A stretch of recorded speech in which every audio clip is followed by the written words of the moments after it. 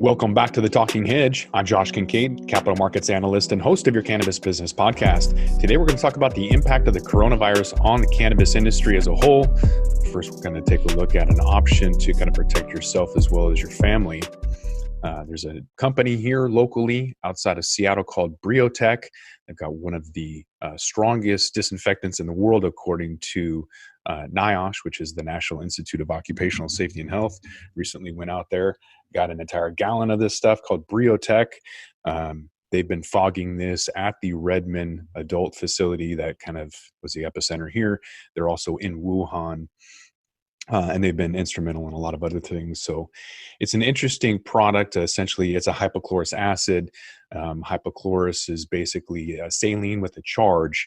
The difference is that this has a shelf life of about 4 years, when normally it's about 4 hours. So nothing new.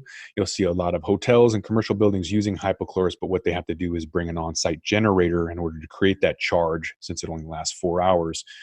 And then that's how it normally works to kill everything. So, Purell doesn't necessarily work. You have to put it on your hands and then rub your hands for a couple of minutes, but that alcohol evaporates in 30 seconds, which makes Briotech one of the strongest disinfectants because it can kill prions. You can get some of these links on my LinkedIn page. We ended up licensing a product we ended up calling Solution for Briotech. We ended up partnering with Steep Hill Labs and UC Berkeley, briefly identified some solutions. We went down to the state capitol in Olympia here in Washington, talked to them about how it would have helped with the bird flu and swine flu, and they spent $2 billion here locally for that. The issue has been EPA and federal approval.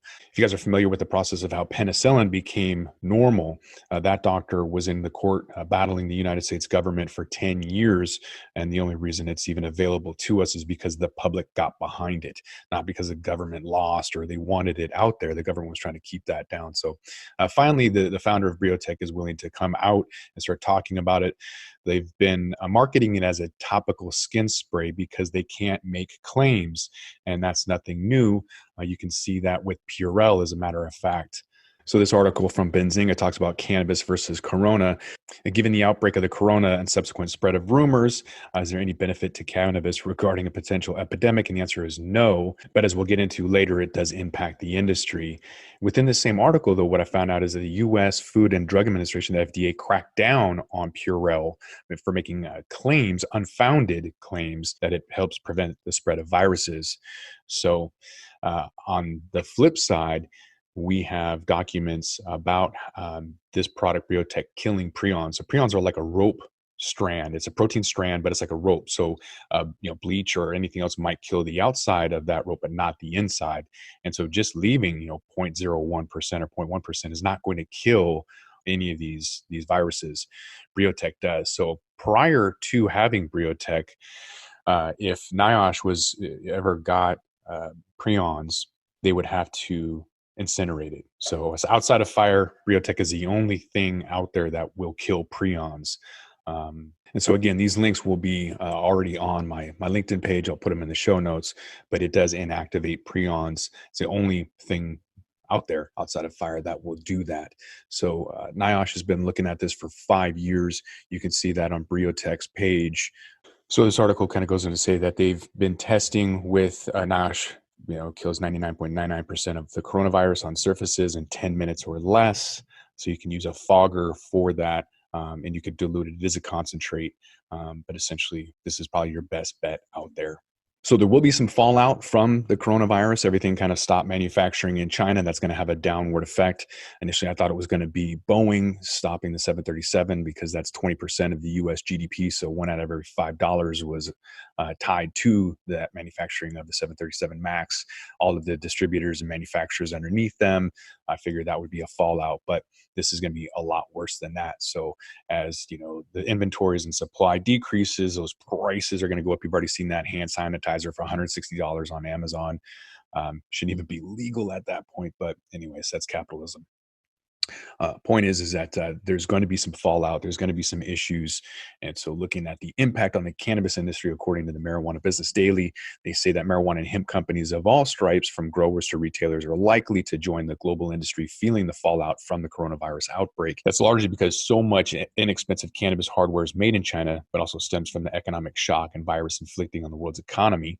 So the main question is how and what extent cannabis businesses will feel the impacts. So there's three things that they list as a likely impact on the cannabis and hemp industry, which include the shortage of hardware manufactured in China, especially the vaporizers, as well as cannabis packaging, specialty equipment for testing labs, extraction facilities, and other businesses.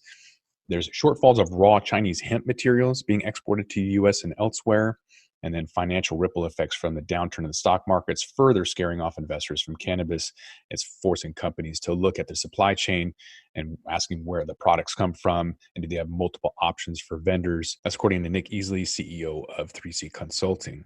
So what are some possible silver linings? Well, the National Cannabis Industry Association noted that there could be a significant silver lining in the coronavirus for American companies that might be able to step in and fill the gap left by Chinese companies, could solidify their industry footprint for a long time to come.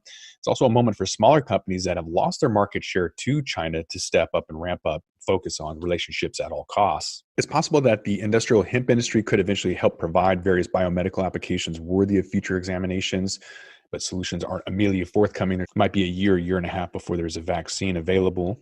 I think a lot of the talk about how cannabis can help stems from the patent 6630507, which is a neuroprotectant. And so, if you have a lot of cannabis in you, whether CBD or THC, I think anything will help with your endocannabinoid system. I would advise trying some cannabis, right? No guarantee that it's going to help, though. Health officials, meanwhile, recommend that the most effective means to avoiding catching viruses for people to cover their mouths when coughing or sneezing, regularly washing your hands with warm water and soap, avoid touching their eyes or noses, and otherwise maintain fit and healthy lifestyles. That includes cannabis.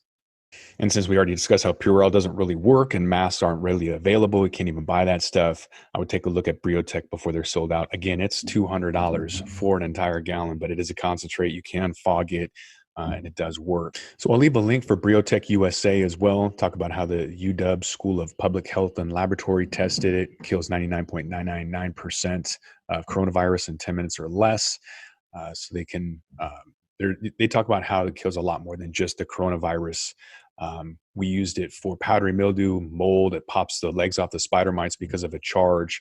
There's a really old video I did for during medical market where we sprayed a farm that had powdery mildew. Worked pretty well. It'll leave what looks like salt kind of on the leaf if you use too much of it. But it is a good product. It is a good preventative.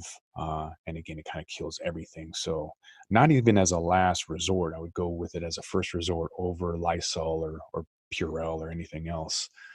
But I will leave all of that up to you and your decisions. All the information will be available to do your own research in the show notes. So with that, we're going to roll this one up. I'm Josh Kincaid. This is the Talking Hedge. Don't forget to like, share, and subscribe, or don't.